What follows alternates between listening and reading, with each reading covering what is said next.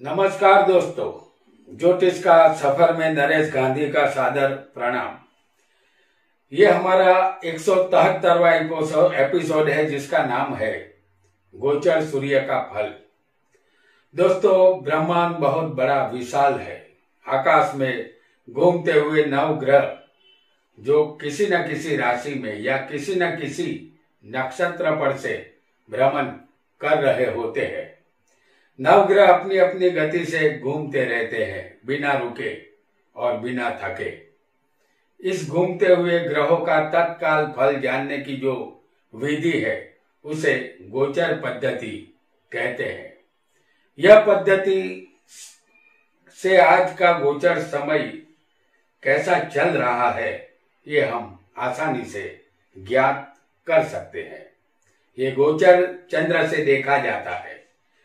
मेरा जो अभी समय चल रहा है वह कैसा है, क्या मुझे कोई नया काम शुरू करना चाहिए या नहीं, ऐसे बहुत से सवालों के जवाब इस गोचर से हमें मिल सकते हैं। आपका चंद्र किसी भी स्थान में हो सकता है। अगर आपको जानना है सूर्य का फल तो अपने चंद्र से आपको गिनना होगा कि सूर्य चंद्र से कितना दूर और कौन से स्थान में है। जैसे इस वक्त गोचर सूर्य कन्या राशि में है, आपका चंद्र मेष राशि में है। इसका मतलब कि आपकी राशि से सूर्य गोचर में चंद्र से छठे चल रहा है। इस पद्धति से आप तत्काल आपकी कुंडली में सूर्य कैसा फल देगा ये आप आसानी से जान सकेंगे। आइए जानते हैं सूर्य का गोचर फल। आपके सामने हमने मेष लग्न की कुंडली रखी है। इस कुंडली में चंद्र हम आपको दिखाएंगे लग्न में। आपकी कुंडली में चंद्र किसी भी स्थान में हो सकता है, कोई भी लग्न आपका हो सकता है। आपकी कुंडली समझिए कि चंद्र मेष में है तो यहां से गिनने पर कन्या राशि यानी कि कन्या राशि ये है 1 2 3 4 5 6 यानी कि चंद्र से गिनने पर छठी कन्या राशि होगी। और इसमें अभी गोचर में सूर्य का भ्रमण चल रहा है, मतलब कि आपकी राशि से सूर्य गोचर में छठे भ्रमण कर रहा है। इस तरह सूर्य हमें कैसा फल देगा ये हम जान सकेंगे। सूर्य तीसरे, छठे, 10वें और 11वें स्थान में, तीसरे, छठे, 10वें और 11वें शुभ फल देता है। बाकी के स्थानों में वह अशुभ फल देगा। सूर्य एक राशि में 1 मास तक रहता है।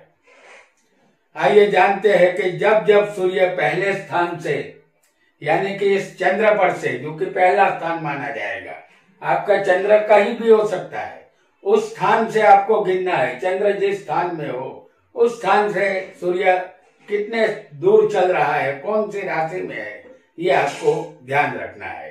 तो जब जब सूर्य समझ लीजिए कि पहले स्थान में भ्रमण करेगा चंद्र से, तो यानी कि आपकी कुंडली में चंद्र जहां होगा वह स्थान पहला माना जाएगा और उस स्थान से सूर्य का भ्रमण होगा तो आप अपने आप को विशेष थका हुआ महसूस करेंगे। रुपयों की नुकसानी की संभावना यहां रहेगी। मन आपका परेशानी से घिरा रहेगा। शरीर को छोटी बड़ी पीड़ा का सामना करना पड़ेगा। अगर इस समय आप मुसाफरी करते हैं तो उपाधियों का सामना भी आपको करना पड़ेगा। और अगर सूर्य चंद्र से दूसरे स्थान में होगा, जैसे चंद्र तो यहां ही होगा लेकिन सूर्य अगर किसी को दूसरे स्थान में होगा चंद्र से, तो ये सूर्य चंद्र से दूसरे चल रहा है तो सावधान हो जाए क्योंकि दूसरा सूर्य अच्छा नहीं माना जाएगा। यह सूर्य आपको आर्थिक नुकसान करवा सकता है। कोई ब्लफ मास्टर आपको चूना लगा सकता है। इस समय में जिद न करें, क्योंकि आपकी जिद आपको भारी पड़ सकती है। इसलिए ऐसे समय में जानकारों की सलाह जरूर लें। और अगर चंद्र से तीसरे स्थान में अगर किसी को गोचर में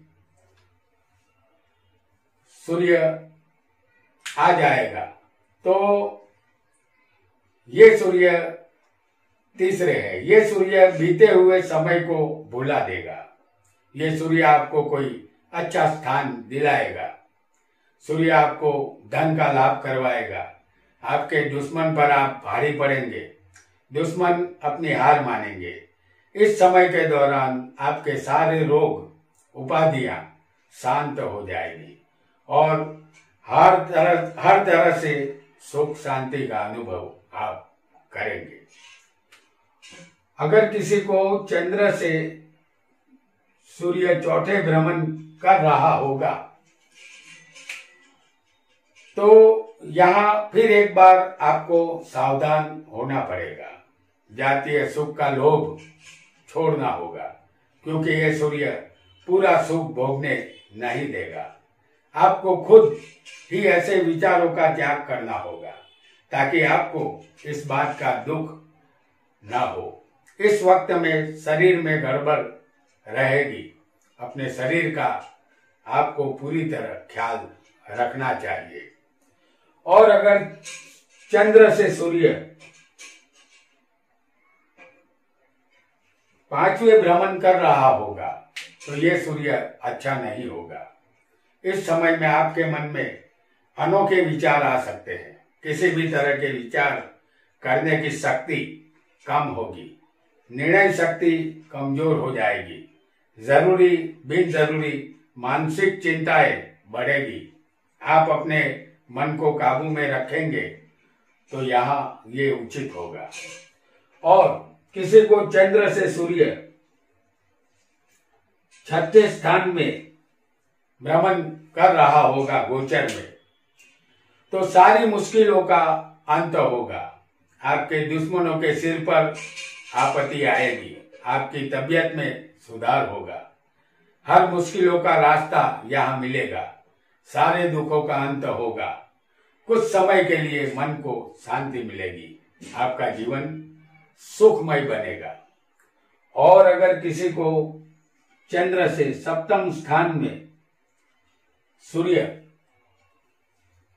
के आने पर फिर एक बार सूर्य आपको नई मुसीबतों से रूबरू करवाएगा।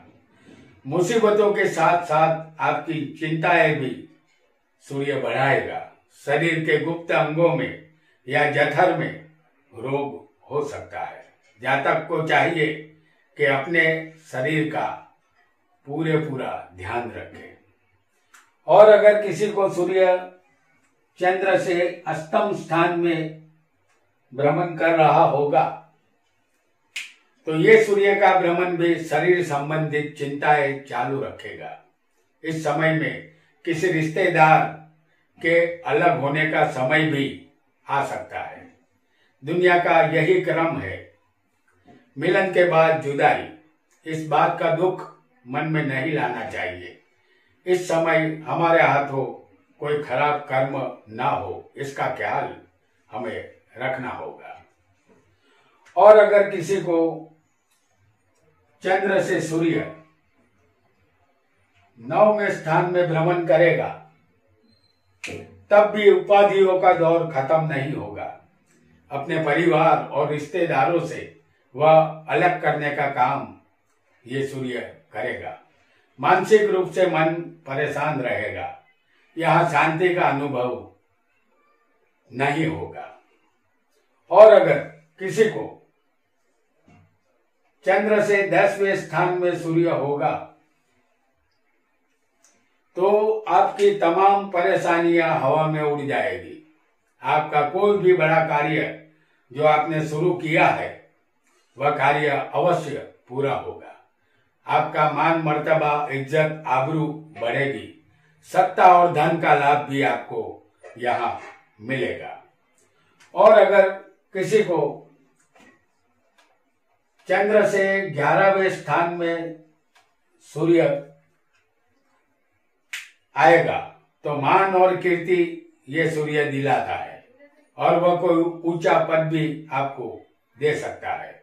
ये सूर्य अनेक तरह से धन का लाभ देता है, जहां तक यहाँ दुखों से मुक्त हो जाता है। और अगर किसी को सूर्य अंतिम स्थान यानी कि चंद्र से 12वें सूर्य अगर भ्रमण करेगा तो ये सूर्य 12वें स्थान में प्रवेश कर चुका है। तो आपको यहाँ चौकन्ना हो जाना है, अपने दिमाग को शांत और स्वस्थ रखना होगा। क्रोध नहीं करना है, क्योंकि ये सूर्य आपको किसी के भी साथ या अपने मित्रों के साथ लड़ाई झगड़ा करवा सकता है, जिसकी वजह से आप छोटी बड़ी मुसीबत में फंस सकते हैं। आर्थिक तौर पर थोड़ा बहुत नुकसान ये सूर्य जरूर करवा सकता है। तो दोस्तों, आज हमने गोचर में आने वाला सूर्य हमें कैसा फल देगा ये जाना। हम चंद्र का गोचर भी समय आने पर जानेंगे। आज इतना ही। आपका बहुत बहुत धन्यवाद।